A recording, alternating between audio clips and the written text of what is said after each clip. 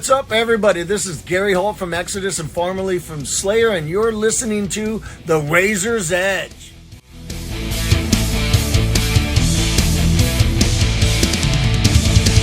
Hi, this is Patrick from The Razor's Edge, and I'm here with Sasha from Gorgasm. Sasha, how you doing? Hey Patrick, I'm good, man. Thanks for your time. Thank you for yours too. So you guys are actually headlining the Saturday of Slamfest. How are you feeling about that? Yeah, it's great. We're happy to be back in the UK. First time in, maybe 14 or 15 years since Gorgasm's played here, long overdue, and we're happy to be back and see some familiar faces and meet some new fans. Yeah. And are you friends with any of the other bands on the lineup? Yeah, we're friends with Incinerate, Malignancy that played last night. They had an amazing set. Unfortunately, they had to head home early today. But Exhumation, who's playing right now, Wicked Band. I'm forgetting a bunch of others top of the list here, but yeah, it's good to see some familiar faces. And how long ago were you booked for this gig then? We probably were booked going back half a year, give or take. Joe's been wanting us for a long time, and it being the 10th year anniversary of UK Slam Fest, we definitely wanted to be a part of that celebration, and we appreciate all the professional hospitality and all the good things that he brings to the fest with whomever he books with. So Joe's diehard Gorgasm fan, and we're honored to be here. I think talking to other bands this weekend, they all appreciate Joe and what he does for the bands. I think having that insider knowledge of what it's like being in a band like he does enables him to really make things right for you guys coming over, doesn't it? Yeah, he and Chris, Ryan, other Party Cannon guys, the whole UK Slam team that I've been really lucky to meet the past day, they're all kind of lifers. They understand the grassroots approach that it takes to properly do festivals and how every little bit adds up, and devil's in the details. And the hospitality's been great, as I said, just making it seamless. So all we have to do is just show up and put on the show, the best show that we can, and we're ready to play this year. Brilliant. So tell us about your history with Gorgasm. I am just a diehard fan that somehow ended up in the band. About 7 years ago is when I auditioned, but the friendship and connection I made started back in about 2011 in NRW. I was in a different band by the name of Abuse out of Vancouver, Canada. At the time, we didn't have a drummer, which is kind of the typical underground woes of death metal, is not being able to find drummers. So yeah, we were booked for NRW but had to drop. Disavowed actually dropped that year as well, so a couple bands couldn't play, Abuse being one of them. But being a diehard fan, member of Abuse and we both flew out to Germany and met Gorgasm and Defeated Sanity, and they were extremely humbled that we would fly out to see them, when really we felt like kids. We were just lucky to see our favorite band. And long story short, we made friendships there, partied a little bit, but they saw my passion for the music. And a few years later, I did a cover of Bleeding Profusely, a video on YouTube, and did all the down picking, which Gorgasm's known for, and they acknowledged that and were like, hell yeah, good job, Sasha. So when they were looking for another guitar player, long story short, I was the first to audition and got the gig about 7 years ago, and I guess the rest is history. Yeah. So really, it's a dream come true for you. It is the cliched dream come true, and you always want to not give up, but the hardships of this type of music, it's very difficult to find a couple like-minded people, and not even talking about joining my favorite band, but just in general, that burden of hardship that everyone deals with, whether it's not finding drummers or a bass player or even anyone to work off of. As much as metal's huge and death metal is still very much underground, it's still difficult to find musicians, and I'm just lucky that I didn't give up, and the passion is what kept me going, and I'm incredibly indebted and honored and humbled by the opportunity to play with such amazing musicians, and I guess I'm just trying to inspire through this, because for me it was all about being inspired by this band, and we work off each other with writing new material, with how we go about it, and we owe it to people like Joe, who understand the real meat and potatoes, hardship and adversity that you constantly have to fight in order to do this type of music, and it makes it all worth it in the end. Brilliant. Speaking of gelling as a band and the writing process, talk us through your recent EP. How involved were you in the writing of that? So Sadicus came out over a year ago, and as much as people really wanted an album, it had been such a long wait, and I discussed hey, we should just get some songs out just so fans can hear something, because it's been a long time since the previous album, Destined to Violate, in 2014. So Sadicus was a 3-song EP, self-produced. We put it out through Brutal Mind just as distribution worldwide, and at the time we had Matt Kilner in the band, and he's a phenomenal drummer, and part of the difficulty of putting out music with Gorgasm is every recording in the discography, the history of the band prior to Sadicus, was written mano a mano in a rehearsal facility in front of one another. Damien's the brainchild of Gorgasm. The sound is, to my understanding, pretty much through his hands. So long story short, we had a lot of difficulty writing, being spread out as we are, with myself in Canada, and now other members being spread out, John Hall in Texas. So the Sadicus EP was very difficult from a songwriting standpoint, but Damien wrote all the music. I contributed some second guitar work, some vocals, and we just played back and forth, file trading as people do nowadays when they're spread out. So Sadicus was kind of in many ways what we hoped it would be.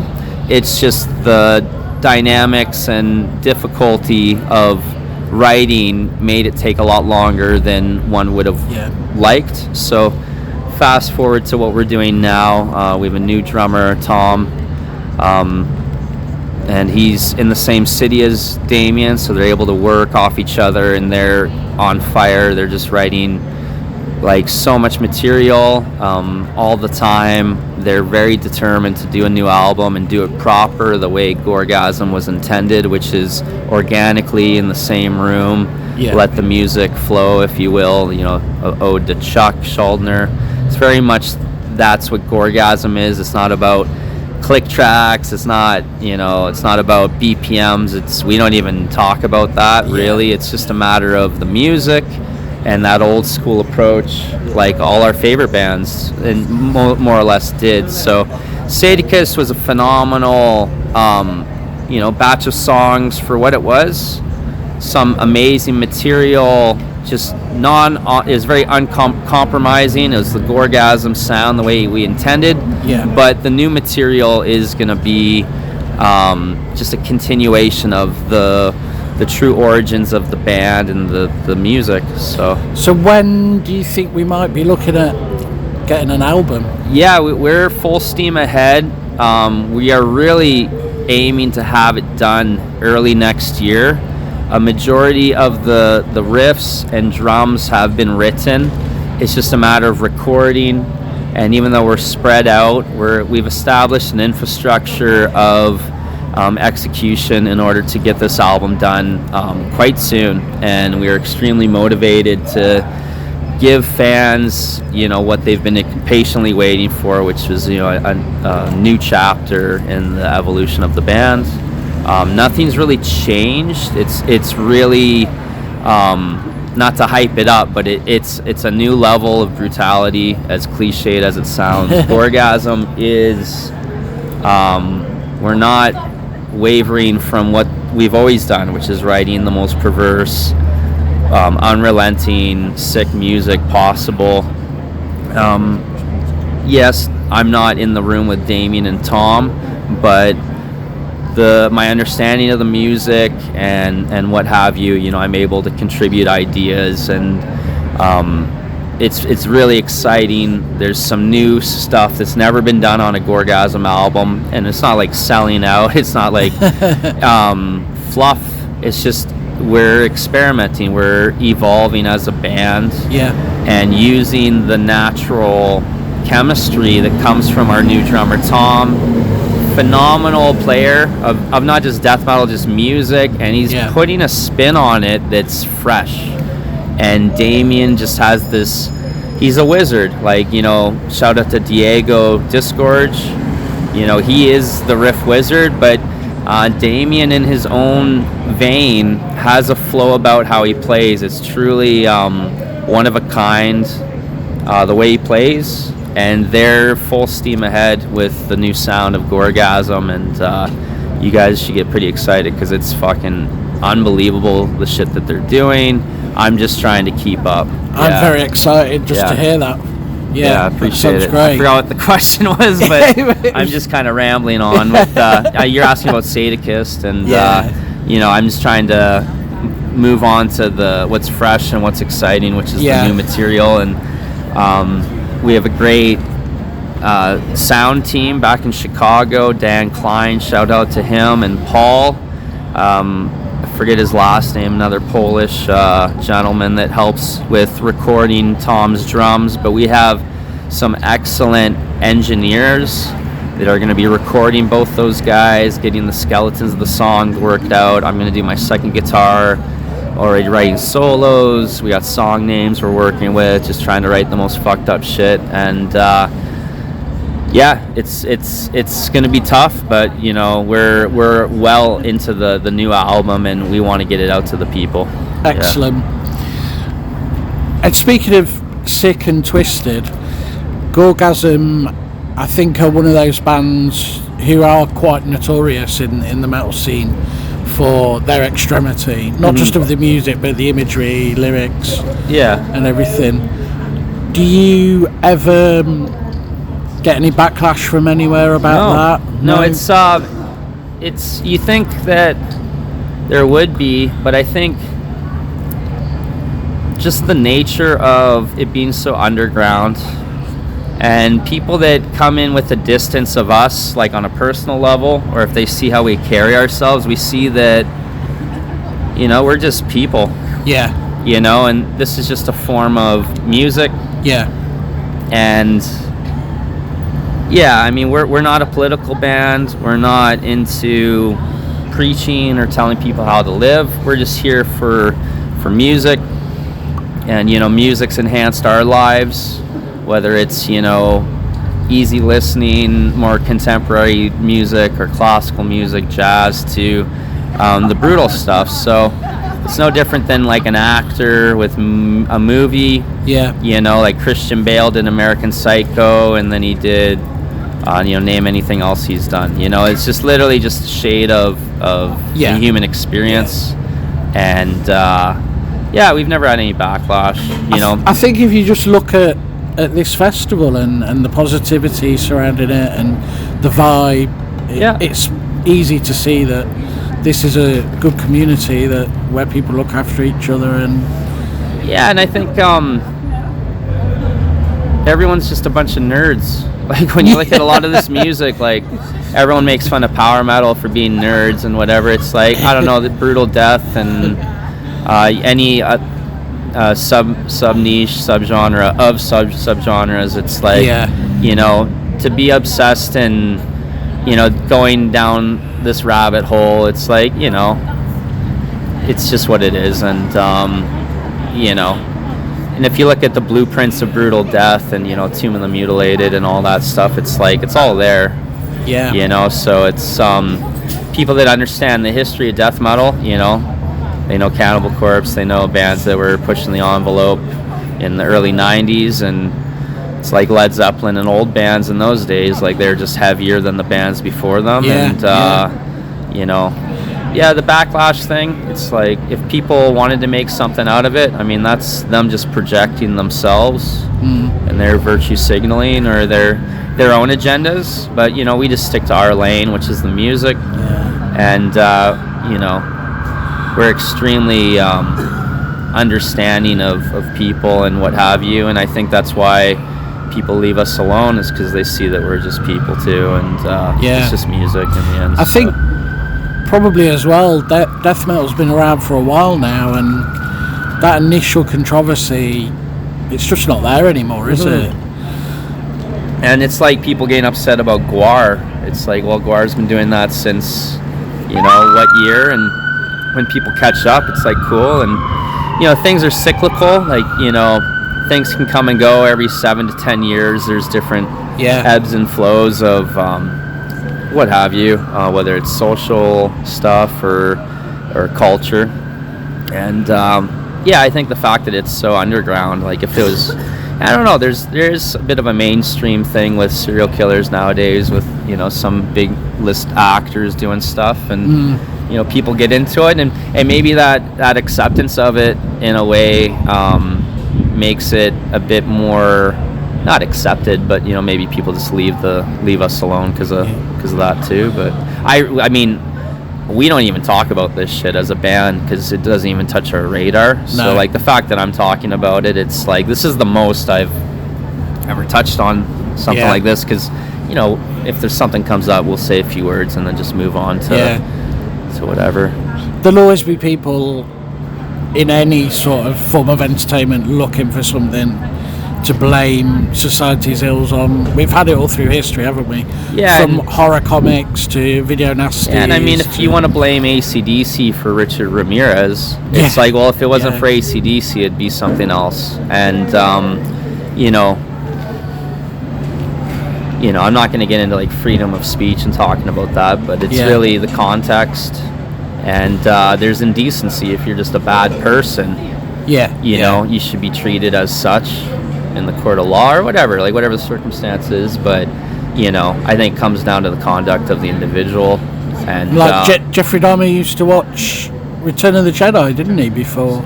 Yeah, or Manson with the Beatles. Like Helter Skelter had nothing to do with what he was doing. It was just went a certain way, and you know, that's just my interpretation of it. And people can disagree with me too. It's not gonna bother me one bit. So what other shows have you got planned for this year? Have you got, we only have one show left in a Chicago home show with Despised Icon, Sanguine Zigabog. I can never say the name right. I just butchered it. They're friends too. Devin's good friend. But yeah, the Bog Bros, and then Defeated Sanity, part of me, Despised Icon. They're doing a U.S. tour, so we'll be doing a support for that. We just played a few shows not too long ago. Death Feast in Germany, thanks to Lucas, Double Lucas, all those promoters out there. Played a show in Columbia with Daniel. Thank you, Daniel. Maryland, Milwaukee. So just more of the one-offs, you know. Touring is something we would like to do, but, you know, we're all adults here with our jobs and families and those commitments. So it's tough to equate, you know, touring in the future, and we'll cross that bridge when we get to it. And with a new album, you know, maybe the right opportunity comes. But that November 5th show, Chicago, will be probably our last show of the year. And some stuff around the corner in 2026. And our main focus is the new album. Every little bit of shows kind of gets in the way. It's not too bad. I mean, we want to play shows, but, you know, we want to get the music done. So that's the main focus. Well, let's hope it doesn't take you so long to go back to the UK again. Yeah, we definitely appreciate the patience with the fans, and apologies. There's fans in Ireland, Scotland that really wanted to see us. We were trying to get some shows going. It just didn't work out, unfortunately. And, hopefully we'll see them sooner than later and make the most of it. Brilliant. Well, I'm really looking forward to seeing you guys later. Thank you, Patrick. Yeah, so appreciate your time. It's going to be awesome. Yeah. And good luck with Gorgasm and the upcoming album. Yeah. And everything else that you're doing as a band. Yeah, thank you, sir. And what was the name of this company? This is the Razor's Edge. Razor's Edge. Yeah. AC/DC reference. I think so. I had that on CD back in the day. That was that's not Bon Scott. That's I don't know. Singer. Personally, I'm not an AC/DC fan. That's okay. So. Yeah, Razor's Edge was like the more modern era of them. But I appreciate your time and your interest in the band. And really great speaking to you. And shout out to all the fans, all the diehard support. Without you guys, there's no shows. We're always humbled for all the people that travel near and far when we do play. Wish we played more, but we're making the most of what we can. And once again, thanks to all the fans for the never-ending support. And stay tuned. Early 2026, springtime probably. We'll have the album out through New Standard Elite. Shout out to Ryan Baker, everyone at New Standard Elite, and our various sponsors through equipment and our music endeavors. And thanks to everyone for always being there for the band, and we greatly appreciate it.